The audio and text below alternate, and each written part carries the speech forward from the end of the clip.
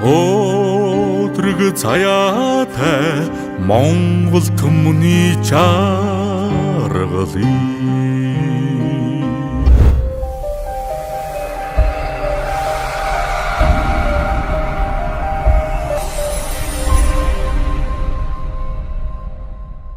За тэгэхээр миний хань Монгол улсын соёлын гавьяа сэтгэлтэн хорондоо гаваас уран маань Монголын цагдаа жирийн цагдаагаас хорондоо боллоо зүтгэхдээ маш олон одоо цагдаагийн сэдвтэй бүтээлүүд бүтээсэн байдгийг.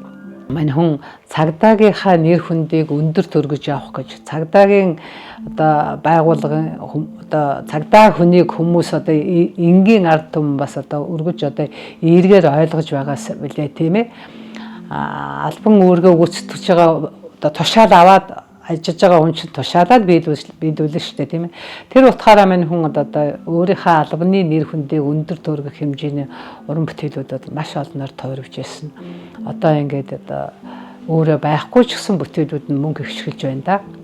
Тэгэхээр тэр бүтээлүүдээ бүтээхдээ ер нь ихэвчлэн битүүр хамтарч бүтээсэн. Хамгийн анхных нь магадгүй өөрийнх нь цагдаагийн сэдвтэй бүтээлгүүл 801-р хороо гэж байхад 801-р хороо гэсэн дуу одоо хорооны орлогч байхдаа анх зохиож ирсэн.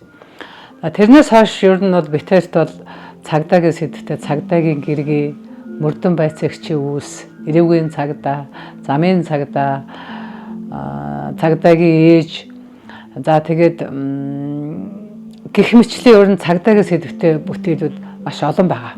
За тэрний дунд энэ бид мартахгүй гэдэг бүтээлийг ер нь бол 2019 он зохиосон. Яагаад энэ дууг зохиох болсон бэ гэвэл мэдээж хэрэг би өөрөө яг тэр ковид эхэлжсэн тэр яг ингээд бодит байдлыг жишээлбэл яг би юу харж исэн одоо энэ 7 будалтүүлээ нэг замын цагдаа яг ингээд тэр машиныг хойноос нь хөөж яваад чирэгдэж яваад тэгээд нас барсан шүү дээ. Тэгээд яг тэр үйл явдлыг би тэр хоёулаа сууж байгаад харж исэн учраас үнэхээр би сэтгэл шимширсэн. Үнэхээр ээж хүний хувьд, их хүний хувьд. Тэгээд нэг өдөр мань хүн хард сууж агаад ер нь одоо энэ одоо залуучууд ингээд хар залуугаараа ажил үүргээ гүйцэтгэж яваад одоо ингээд хороогийн мөнгөсийг үзээд байх юм аа. Хоёулаа нэг сайхан эдний гэгийн дурсгал зориулсан бүтээл хийе гэд. Тэгэл мань хүн энэ шүлгээ бичсэн. Шүлэг яаж хүн тэрэлсэн байна уу? Яаж төсөөлж бичсэн байна уу? Яг тийм аялгуул буудаг байхгүй юу? Тэгэхээр би бол яг тэгж бичиж бодсон. Нэг талаар их хүний сэтгэлээр тэр хүмүүсийг тэр одоо амар эрсдсэн залуучуудыг одоо хайрлсан одоо халаглсан харуулсан ийм сэтгэлээр л бичсэн аялгуул.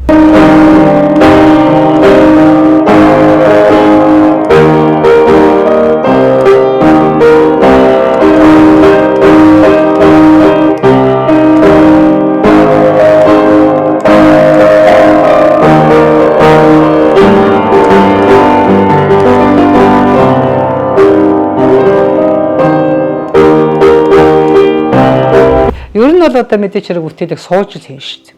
Тэгээд тэр хүндээ ингээд хараад өнгөцгөө хийнэ гэж байхгүй шүү дээ. Тэгээд нэг удаа болно, дахиж хянана, дахиж засна гэл ингээд нилээл юм болж төрнө шүү дээ.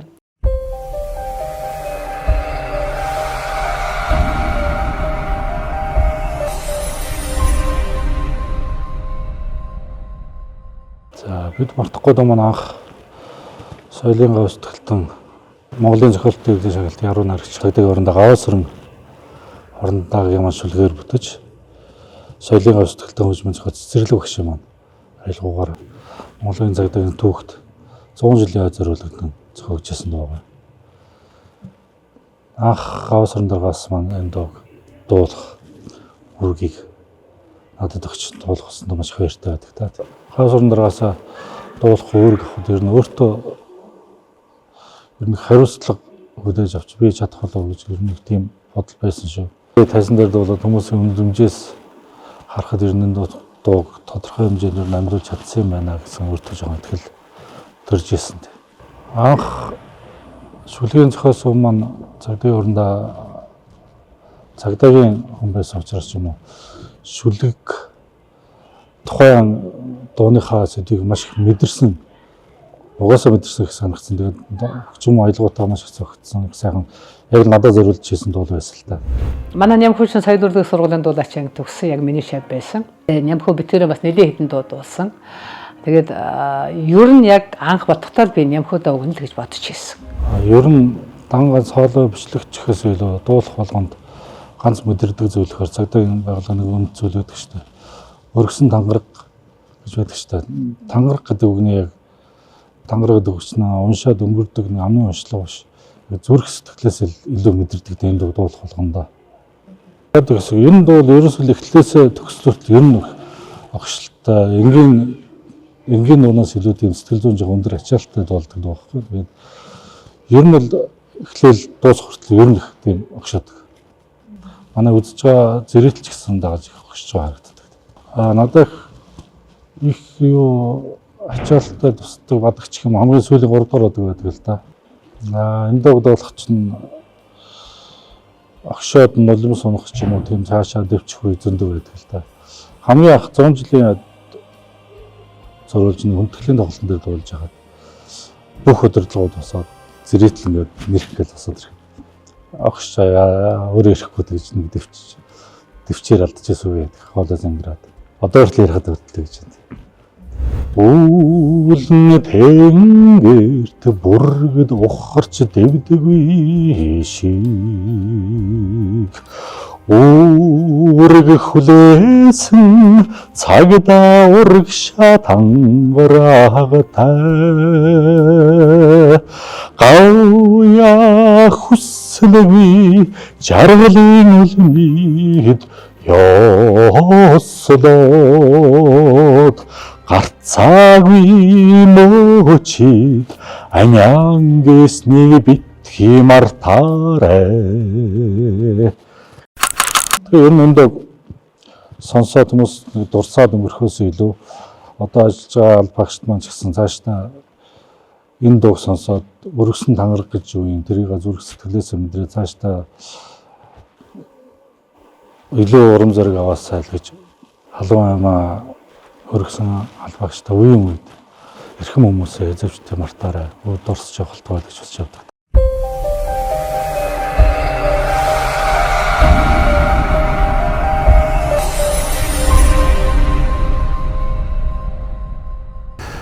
За 15 цагтаас эхэлтэй Монголын цагдаагийн байгууллагын 105 жилийн энэ он тохиож байгаа. За Монголын цагдаагийн байгууллагад олон 10 аав ээжийн хүүхдүүд үүрэг үүсгэж албаа нийт төртөө хааж байдаг. Тэдгээр албаагч болохоор бахархан сайхан гавь байгуулан ажиллаж байдаг. Үүрэг үүсгэж Алтай аймаа зориулсан албаагчдын дурсгалыг хүндэтгэх тэдний алдар гавьяг мөнхжүүлэх зорилгоор цагдаагийн музейд цагдаагийн байгууллагын 100 жилийн ойгоор бид мартахгүй танхимыг байгуулсан байдаг. За бид мартахгүй танхимд албан үүрэг нэр төртөө гүйцэтгэж баатарлагаар амь өргөдсөн. Одоогийн байдлаар 31 албаагчийн чэйж баримлалыг одоо ингээд мөнхжүүлсэн алдар гавьяг мөнхжүүлсэн байдаг. Тэдний нэг цагдаа гомсур юм аа. Ингээд баатарлагаар амь өргөдсөн 31 албаагчийн мэдээлэлээр одоо тийм иргэдэг одоо ном хийхээр бид би ажиллаж байсан. Тэгээд ингээд албаагчдын мэдээллийг цуглуулад ингээд архивын баримт үзээд ингээд явж байхад энэ хүний одоо гомсроо гэсний байгуулсан гавья энэ үйл явдал нь надад их шууд тод туссан л да. Албаагчдын мэдээллийг цуглуулж явах явцад бол 1987 оны 9 сарын 23-ны өдөр бүү гэх чинь болохоор өөрийнхөө эхнэр болон тэг хадам эцгээ одоо ална тэг яа занл хийсэн мэдээлэл бол эсхийн байцаагчд бол ирсэн байгаа. Тэгээд энэнийхээ дагуу болохоор гомсрон агсныг болохоор одоо тэр хүмүүсийн амь нас идвэрнгийг хамгаалгаад одоо мэдээллийн дагуу өвөгчийн ар гэр байрлаж байгаа одоо Төв аймгийн Эрдэнэ сумын Мухрын ам гэдэг газар руу явуулсан ба. За тэр хүн очоод бол нөгөө гэмтэтгээд бол ирээгүй байсан ба. За тэгээд очоод тэр хүмүүсийг ингээд ээжтэйш нь болгох явцад нэг гэмтэтгээд ирсэн. Гэмтэтгээдээс гэр бүлийн хүмүүсийн амь насыг хамгаалаад үүр зайдал хамгаалан тэмцсэний эцэст бол өөрөө сүлд нь буудуулж ингэж нас орсон байдаг. Цагдаагийн байгууллагад ажиллаж алба хаана гэдэг бол нэг төрлийн хэрэгэлтэй. Тэгээд өргөсөн тангарагтаа үнэнч төгсний бол нэг илэрхийлэл болов.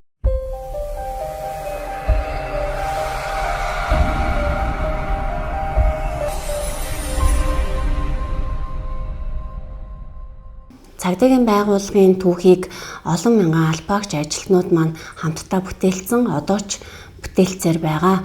Энэхүү түүхийн маань нэгэн хэсэг болох албан үүргийг гүйцэтгэж яваад амь хэрсэтсэн албаагчдаа зориулан бүтээсэн Монгол улсын соёлын гавьяц зүтгэлтэн цагдаагийн хурандаа гаваа сүрэнгийн шүлэг, урлагийн гавьяц зүтгэлтэн цэцэрлэгийн хөгжим бит мартахгүй дууг бид нэр энэ онд аль биесээр дүрсжүүлэн олон нийтэд хүрэхээр бэлтгээд байна. Албан үүргээ гүйцэтгэж яваад амь хэрсэтсэн албаагчдынхаа алдар гавьяа үн цэнийг үргэлжид одоо дурсаж явах ёстой. Залуу үедээ ойлгуулж авах ёстой.